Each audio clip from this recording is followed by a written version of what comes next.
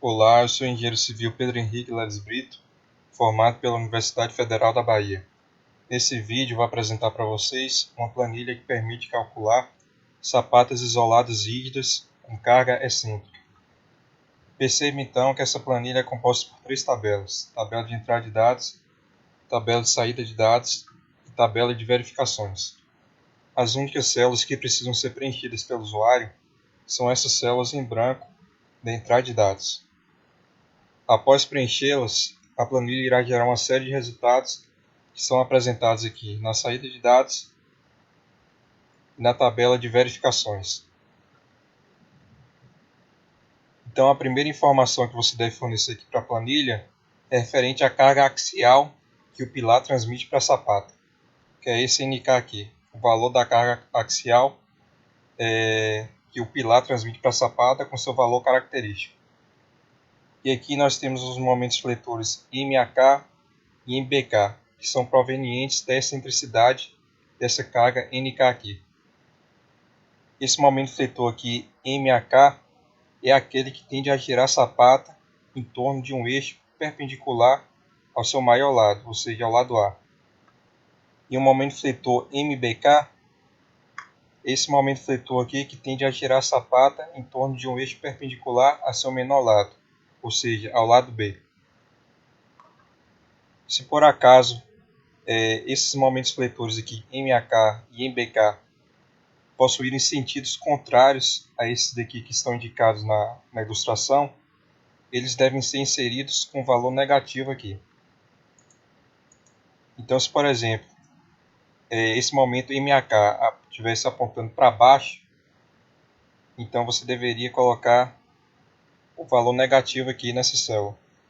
Se o momento fletor MBK estiver apontando aqui para a esquerda, ou seja, se esse momento fletor aqui MBK tender a provocar compressão aqui nos vértices 1 e 2, você deveria inserir o valor de MBK aqui com sinal negativo. E tem um outro detalhe importante aqui. Se por acaso um desses momentos fletores aqui for negativo e o outro for igual a zero, você deve inserir aqui esse momento fletor que é igual a zero com um valor muito próximo de zero, mas não exatamente igual a zero. Vou exemplificar aqui. Se esse momento fletor aqui, MAK, estivesse apontando aqui para baixo, eu deveria inserir ele aqui com valor negativo. Mas veja que apareceu uma mensagem falsa aqui, ó, false. Isso ocorre porque o momento fletor MBK é igual a zero, só que não podemos deixar o valor zero aqui. Então, vamos colocar um valor muito próximo de zero. Por exemplo, 0,000001, que é um valor muito próximo de zero.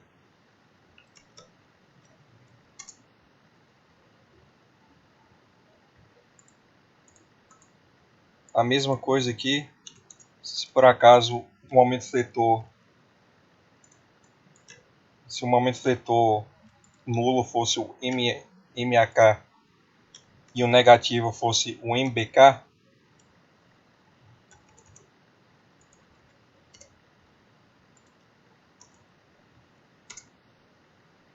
devemos, nessa situação, colocar o momento fletor MAK aqui com um valor muito próximo de zero.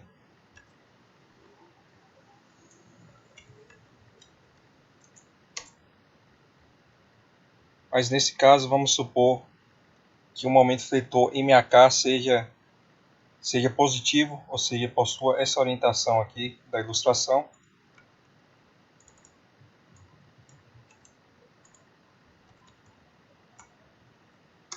E que esse momento fletor aqui em BK seja igual a zero. Nesse caso, não precisamos colocar um número muito pequeno próximo de zero. Podemos colocar o zero propriamente dito nessa célula aqui. Só precisamos colocar um número muito próximo de zero se por acaso um dos momentos fletores for negativo. Então, depois de preencher aqui essas três células referentes ao carregamento, nós precisamos preencher essas outras aqui referente às propriedades dos materiais. Então, nessa primeira célula aqui, nós precisamos informar para a planilha a tensão admissível do solo. Nessa outra aqui, o FCK do concreto. Nessa outra, a tensão de escoamento do aço, que no caso do aço CA50 é 500 MPa. Depois precisamos informar as propriedades geométricas desse bloco. Informando as propriedades geométricas aqui, a planilha irá gerar uma série de resultados aqui na série de dados, como por exemplo a área de aço das barras paralelas ao lado A e a área de aço das barras paralelas ao lado B, e também fará algumas verificações. Então você ajusta as medidas aqui, as propriedades geométricas do bloco, de tal forma que gere um bloco econômico, com as menores dimensões possíveis, e que também atenda a essas verificações aqui. Então, primeiro você deve fornecer aqui a maior dimensão da base da sapata. Depois, a menor dimensão da base da sapata. Depois, a dimensão da seção transversal do pilar paralela ao maior lado da sapata, que no caso é o lado A. Esse BP aqui é a dimensão da seção transversal do pilar paralela ao lado B, ou seja, paralelo ao menor lado aqui, a menor dimensão da sapata. H é a altura dessa sapata. E H0 é a altura da extremidade da sapata. Essa altura aqui, ó, indicada nessa ilustração. Perceba que posicionando o cursor do mouse aqui sobre essas células, que tem esse tracinho vermelho aqui no canto superior direito, aparece esse balãozinho contendo informações sobre essa célula. Então, para essa célula aqui, H0, veja que é recomendado que essa altura seja maior ou igual a 20 centímetros, e a altura que você obtém dividindo aqui H sobre 3. Então, H0 deve ser maior do que esses dois valores. Esse C aqui corresponde ao comprimento da armadura, ou seja, a distância aqui da armadura até a face externa da sapata. Em seguida, você deve fornecer os coeficientes de ponderação, γF, γS e esse Kmaj aqui. O γF é um coeficiente utilizado para majorar os esforços e também para minorar a resistência do concreto. O γS, é o coeficiente de minoração do aço, ou seja, o coeficiente utilizado para minorar a resistência do aço. Esse Kmaj aqui é um coeficiente utilizado para majorar a carga NK, com o objetivo de computar o peso próprio da sapata e do solo acima dela. Então, por exemplo, se esse Kmaj aqui for igual a 1,1 e NK for igual a 100 kN, o peso próprio da sapata e do solo acima da sapata será igual a 10 kN. Mas veja que aqui, como exemplo, coloquei o Kmaj igual a 1,05. Aqui embaixo você deve fornecer a bitola das armaduras. Então, essa bitola aqui corresponde ao diâmetro das barras de aço posicionadas paralelamente ao lado A. Ou seja, a bitola das barras de aço posicionadas aqui paralelamente ao maior lado da sapata. E essa outra aqui, essa outra bitola, corresponde ao diâmetro das barras de aço posicionadas aqui paralelamente ao menor lado da sapata. Ou seja, paralelamente ao lado B. Aqui embaixo você deve fornecer o comprimento básico de ancoragem das barras da sapata paralelas ao lado A. Aqui o comprimento básico de ancoragem das barras da sapata paralelo ao lado B. E aqui o comprimento de ancoragem das barras do pilar. E esse comprimento básico de ancoragem você pode obter dessa tabela aqui. Então veja, vamos voltar aqui.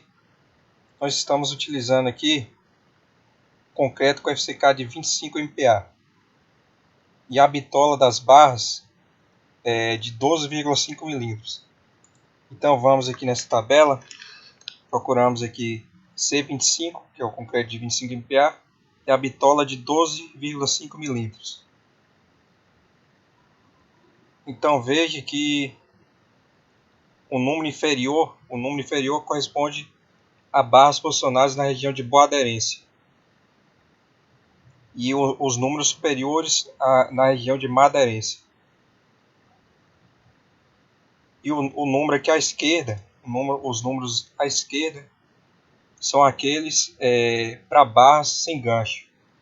E os números aqui da direita são aqueles para barras com gancho. Então a barra de 12,5 mm com concreto de 25 MPa. Na região de boa aderência, que é esse número inferior aqui, e com a utilização de gancho, o comprimento básico de ancoragem será de 33 cm. Coloquei 26 aqui, mas vamos mudar para 33 cm. Esse é o comprimento básico de ancoragem das barras.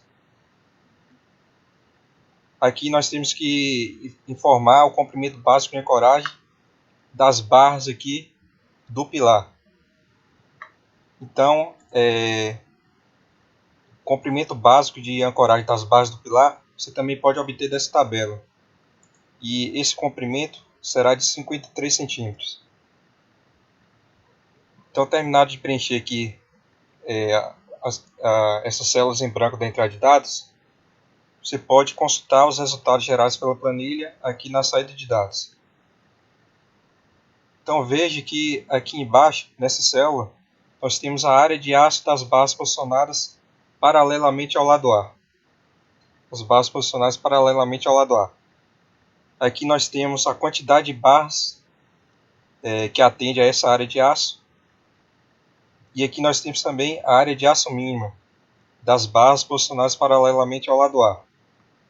E essa área de aço mínima é calculada da mesma maneira das vigas, ou seja, é utilizada a mesma taxa mínima de armadura das vigas. Aqui nós temos a área de aço das barras posicionadas paralelamente ao lado B. Aqui a área de aço mínima para as barras posicionadas paralelamente ao lado B.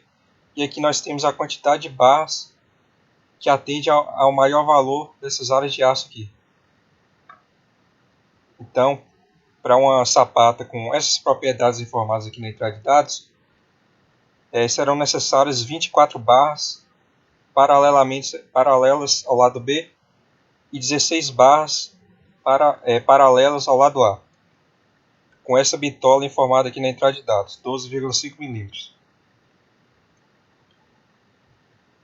Aqui nós temos também, na saída de dados, a tensão que a sapata provoca aqui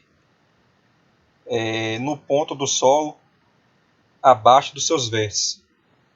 Então esse σ1 aqui é a tensão que a sapata aplica no solo no vértice 1. σ2 é a tensão que a sapata aplica no solo aqui no vértice 2. σ3 é a tensão que a sapata aplica no solo aqui no vértice 3. E σ4 é a tensão que a sapata aplica no solo aqui no vértice 4. E essas tensões aqui são calculadas sem o uso de apos. Geralmente, algumas pessoas dimensionam sapatas com carga excêntrica utilizando os apos de Montoya. O apo de Montoya, só que nesse caso aqui a planilha faz esse cálculo sem o uso de nenhum abaco.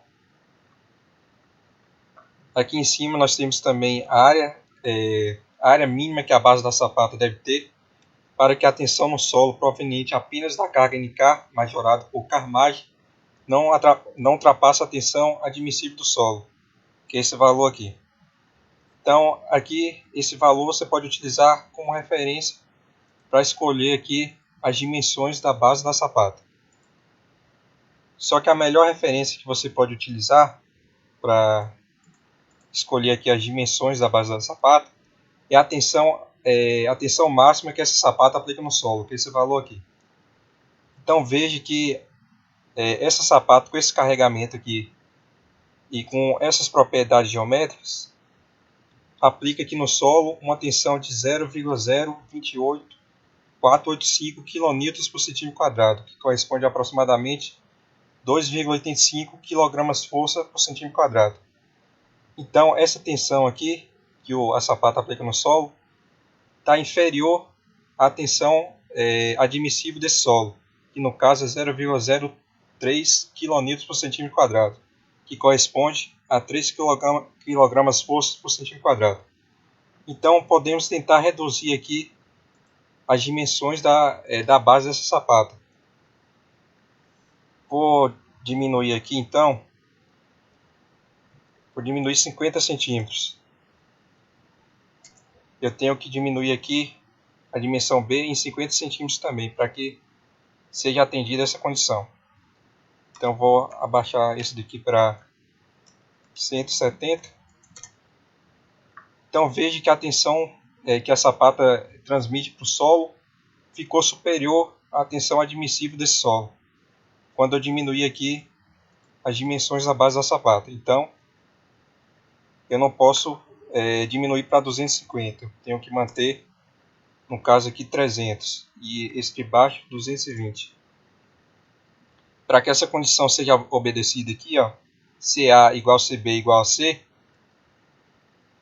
eu tenho que garantir que A menos AB seja igual a B menos BP. Então, garantindo que A menos AP seja igual a B menos BP, essa condição aqui para a aplicação do método CEP70 será atendida. Então, por exemplo, se eu diminuir aqui 20 centímetros na dimensão A, reduzir aqui 20 centímetros, eu tenho que reduzir 20 centímetros aqui também na dimensão B, para que CA seja igual a CB. Mas veja que diminuindo 20 centímetros aqui, a tensão que a sapata aplica no solo se torna maior do que a tensão admissível desse solo. Então eu não posso diminuir. Para uma sapata com esse carregamento aqui, a dimensão da base dessa sapata deve ser 300 por 220.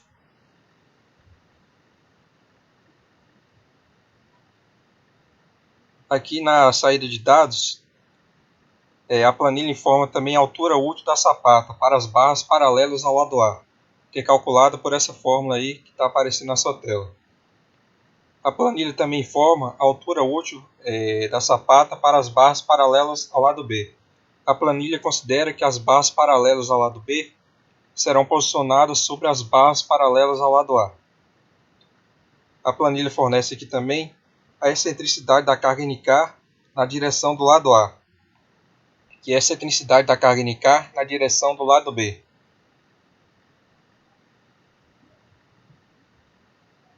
Essa tensão aqui é a tensão ao longo da aresta de lado B provocada pela atuação isolada da carga NK e pelo momento fletor MAK. Então é a tensão ao longo aqui das arestas, ao longo dessa aresta aqui B, de lado B. E essa tensão sigma mínima aqui é a tensão ao longo da base da sapata, numa região ali interceptada pela seção de referência SA. E o que seria essa seção de referência SA? Se você vir aqui no memorial de cálculo, você pode ver que a seção SA é essa daqui indicada nessa ilustração. O momento fletor utilizado para calcular as barras de aço paralelas ao lado A será calculado em relação a essa seção de referência aqui, SA. Então, esse momento fletor aqui, MRFA, é o momento fletor relativo à seção de referência SA, aquela que eu te mostrei lá naquela ilustração. Essa tensão aqui é a tensão ao longo da aresta de lado A. A tensão ao longo dessa aresta aqui, ó, de lado A, provocada pela carga NK e pelo momento fletor MK. Ou seja, a tensão aqui nos pontos dessa aresta de lado A,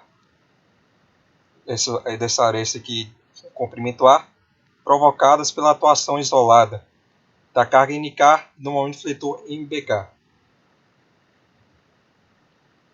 E aqui nós temos a tensão ao longo ali de uma região da base da sapata interceptada pela seção de referência SB. A seção de referência SB, essa daqui indicada nessa ilustração. Essa seção de referência aqui, o momento fletor será calculado em relação a essa seção de referência aqui. O momento fletor que será utilizado para calcular as barras de aço paralelas ao lado B, o momento fletor será calculado em relação a essa seção de referência SB aqui. Então, esse momento fletor que será utilizado, que será calculado em relação àquela seção de referência SB e que será utilizado para calcular as barras paralelas ao lado B, esse momento fletor aqui, indicado nessa célula. Então, eu já expliquei aqui. Aqui nós temos a área de aço das barras paralelas ao lado A, a área de aço mínima dessas barras e a quantidade de barras de aço paralelas ao lado A. Aqui nós temos a área de aço das barras paralelas ao lado B, a área de aço mínima dessas barras e a quantidade de barras que atende a essas áreas de aço aqui. Aqui na tabela de verificações é feita a verificação em relação à tensão admissível. A planilha pega a maior tensão de compressão ali atuando na base da sapata e compara com a tensão admissível do solo. Se essa tensão máxima for inferior à tensão admissível do solo, a sapata passa nessa verificação. Aqui é verificado a aplicabilidade do SEB 70. Então, para que o método do SEB 70 possa ser aplicado, é necessário que essa condição aqui seja obedecida. SA igual a CB, SA deve ser igual a CB. SA é igual a A menos AP dividido por 2. E SB é igual a B menos BP dividido por 2. Então, como eu já havia dito, para que essa condição aqui seja obedecida, é preciso garantir que A menos AP seja igual a B menos BP. Então, outra condição aqui para que o método SEB possa ser aplicado é que esse C aqui seja maior ou igual a H sobre 2 e menor ou igual a 2 vezes H. É preciso verificar também se a altura útil aqui dA é menor ou igual a 1,5 CA e se dB, esse dB aqui, é menor ou igual a 1,5 CB. Como já havia dito, CA é igual a menos AP sobre 2 e CB é igual a B menos BP sobre 2. Ou seja, essa distância aqui da face do CA, no caso, o CA é a distância aqui dessa face do pilar até essa face aqui da base da sapata. E o CB é a distância aqui dessa face do pilar até essa aresta aqui da sapata. Então, essa distância daqui até aqui deve ser igual a essa distância daqui até aqui.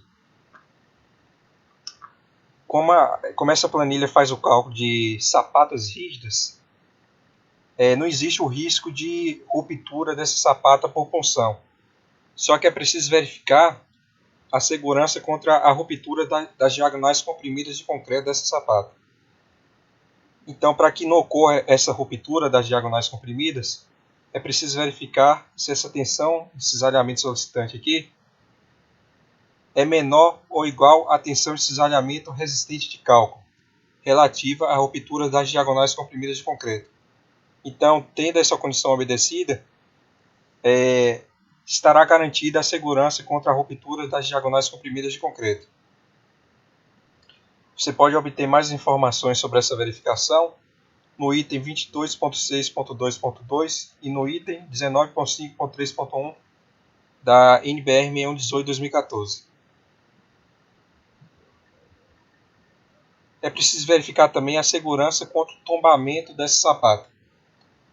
De acordo com o item 7.6.2 da NBR 6122/2019, a área comprimida da base da sapata deve ser de, no mínimo, 2/3 da área total para solicitações com valor característico. Então, nessa planilha, o que é feito? É garantido que pelo menos 2/3 da área da base da sapata esteja comprimida considerando a atuação isolada aqui de NK com MAK e também de NK com MBK. Então, para garantir que pelo menos 2/3 da base da sapata esteja comprimida, considerando a atuação isolada de NK e de MAK, essa inequação aqui deve ser obedecida. Agora, considerando a atuação isolada de NK e MBK, para que pelo menos 2/3 da base da sapata esteja comprimida, é preciso garantir que essa condição aqui seja obedecida. É preciso verificar também se essa inequação é obedecida. Se ela for obedecida, estará garantida a segurança contra o tombamento da sapata, mesmo na situação mais desfavorável. Aqui embaixo é verificado o espaçamento entre as barras. Então veja que posicionando o cursor do mouse aqui, aparece esse balãozinho contendo informações sobre essa verificação. Então, para reduzir a possibilidade de fissuração do concreto e garantir seu adequado preenchimento entre as barras de aço e as formas, é recomendado que o espaçamento entre as barras seja maior ou igual a 10 cm e menor ou igual a 20 cm. Tem uma observação aí, caso a sapata não passe nessa verificação, uma solução seria aumentar a bitola das barras. Aumentar ou então diminuir a bitola das barras. Então veja que diminuindo aqui a bitola, nós diminuímos o espaçamento. E aumentando a bitola, nós aumentamos o espaçamento. Então veja que a bitola de 12,5 é a que conduz ao espaçamento aqui entre 10 e 20 centímetros. Então vamos manter aqui a bitola de 12,5 milímetros. Aqui é feita a verificação quanto à ancoragem das barras.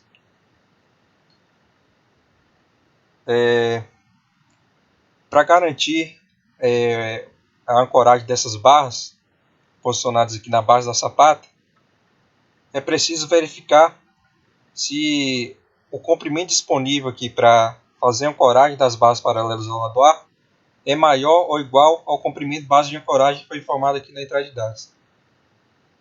É preciso verificar também se o comprimento de ancoragem disponível para ancorar as barras paralelas ao lado B é maior ou igual ao comprimento básico de ancoragem das barras de aço paralelas ao lado B. E é preciso também verificar a ancoragem das barras do pilar.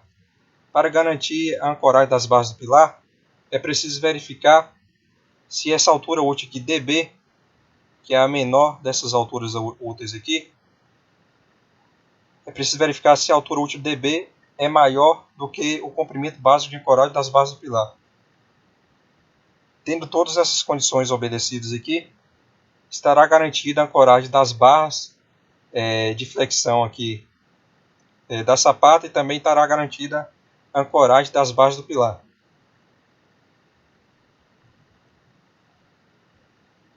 Aqui é verificada a inclinação dessas faces laterais aqui da sapata. Para que não seja necessária a utilização de formas para fazer a concretagem dessa sapata, é recomendado que essa inclinação aqui das laterais da sapata seja menor ou igual a 30 centímetros. Essa primeira inclinação aqui é a inclinação dessas faces aqui na direção do momento fletor MAK. E essa outra inclinação aqui é a inclinação dessas faces aqui na direção do momento BK. Veja que eles estão com valor inferior a 30 centímetros. Então, a sapata passa nessa verificação. E aqui é verificada a rigidez da sapata. Segundo a NBR 6118/2014, para que a sapata seja considerada rígida, essas condições aqui devem ser obedecidas, ou seja, a altura da sapata deve ser maior ou igual a A menos AP sobre 3 e também maior ou igual a B menos BP sobre 3.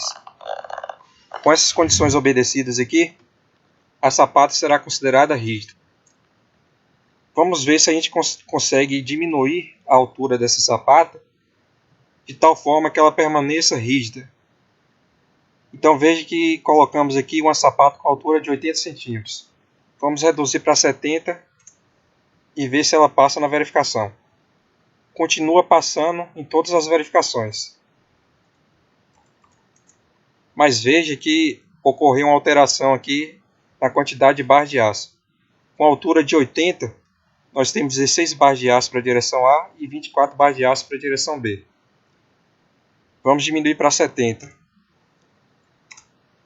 Veja que ocorreu um aumento aqui na quantidade de barras de aço na direção A e ocorreu uma diminuição das barras de aço aqui na direção B. E a sapata continua passando em todas as verificações. Vamos ver se a gente consegue reduzir mais ainda essa altura. Reduzir aqui para 65. Com a altura de 65, veja que a sapata não é mais considerada rígida de acordo com a NBR 118/2014. Como essa planilha faz o cálculo de sapatas rígidas, não podemos manter essa altura, precisamos aumentar. Vamos ver se a sapata passa nessa verificação com a altura de 66 centímetros. Não passou. Vamos ver com 67. Pronto, com 67 passa. Então essa é a menor altura que a gente pode adotar para que a sapata ainda seja considerada rígida. Então, em vez de uma altura de 80, vamos manter uma sapata com a altura de 67, para utilizar menos concreto. Pronto, terminado de dimensionar a sapata aqui, você pode consultar o passo a passo de todos os cálculos que foram realizados aqui no memorial de cálculo.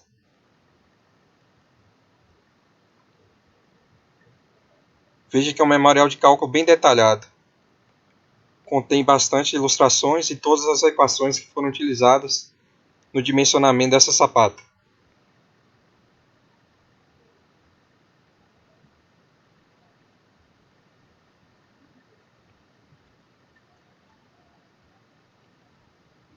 Se por acaso você quiser gerar o PDF desse memorial, basta voltar aqui na primeira aba e clicar nesse botão aqui, imprimir memorial.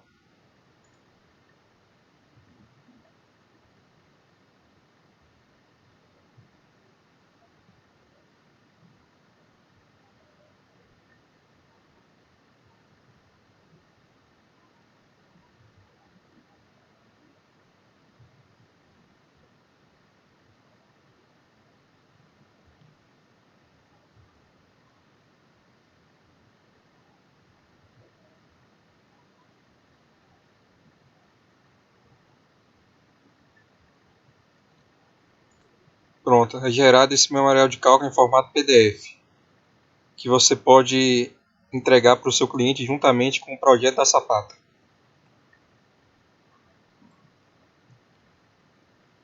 Um estudante que não saiba também como dimensionar esse tipo de sapata pode vir aqui e aprender o passo a passo dos cálculos necessários.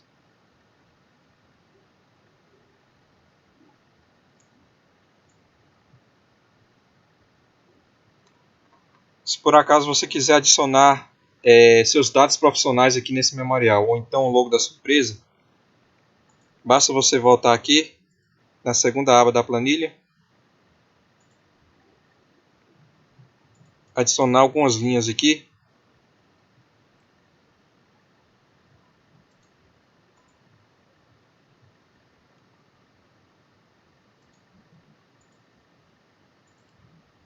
adiciona quantas linhas forem necessárias.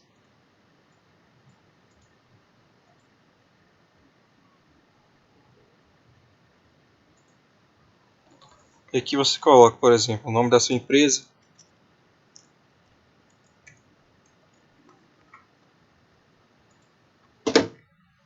coloque seu nome,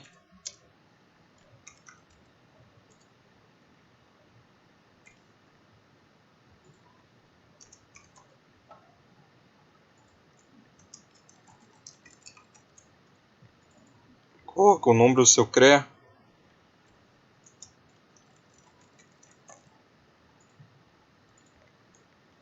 coloque o nome do seu cliente. Você vem aqui, verifica se essas novas linhas estão dentro da área de impressão. Se não tiver, você clica aqui e arrasta para cima.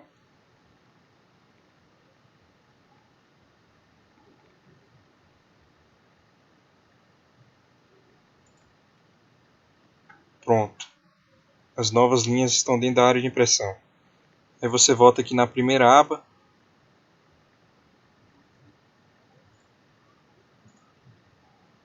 E clica novamente em imprimir memorial.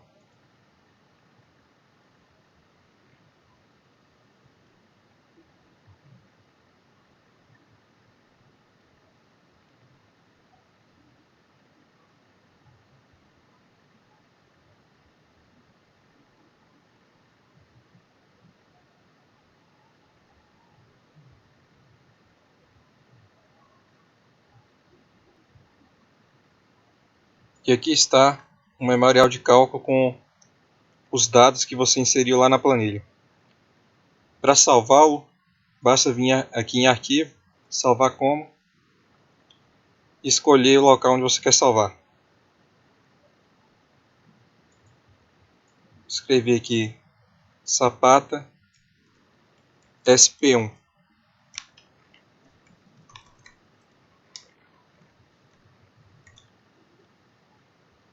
Escolher aqui a área de trabalho e salvo. Pronto, está salvo lá na área de trabalho.